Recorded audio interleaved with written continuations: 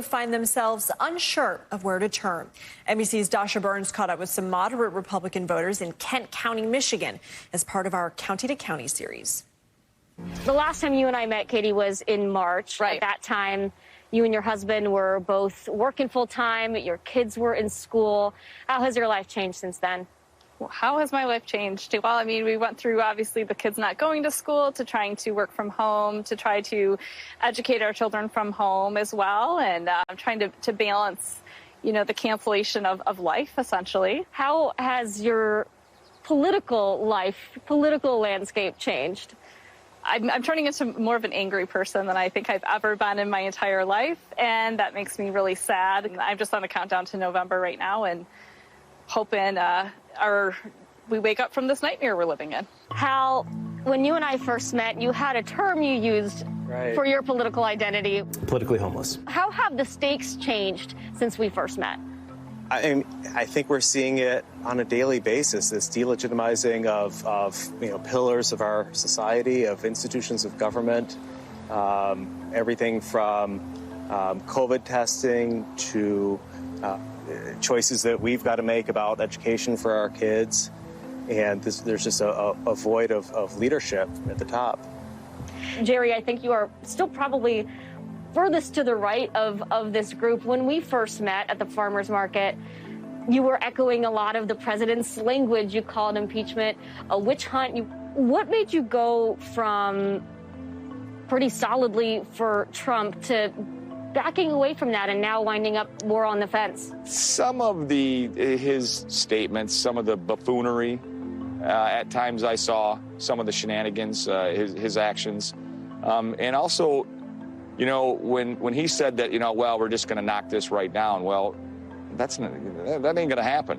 What do you think he should have done differently? Not had it so blasé, like, this, we'll take care of this. The bravado would be that's kind of irking me right now at this point.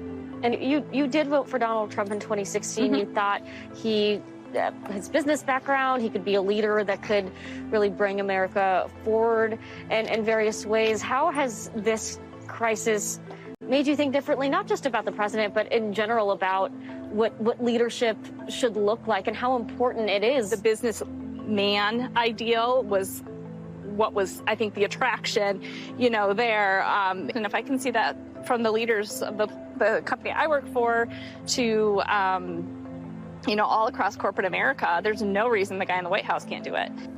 The president, both candidates are looking at the suburbs. They want to win over suburbs like the ones here in Kent County. The president has been campaigning on this law and order message in places like this. Mm-hmm. Is that resonating?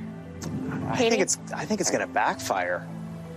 I think that the type of law and order that he thinks he's promoting is not the type of law and order that resonates with suburban voters. You're right.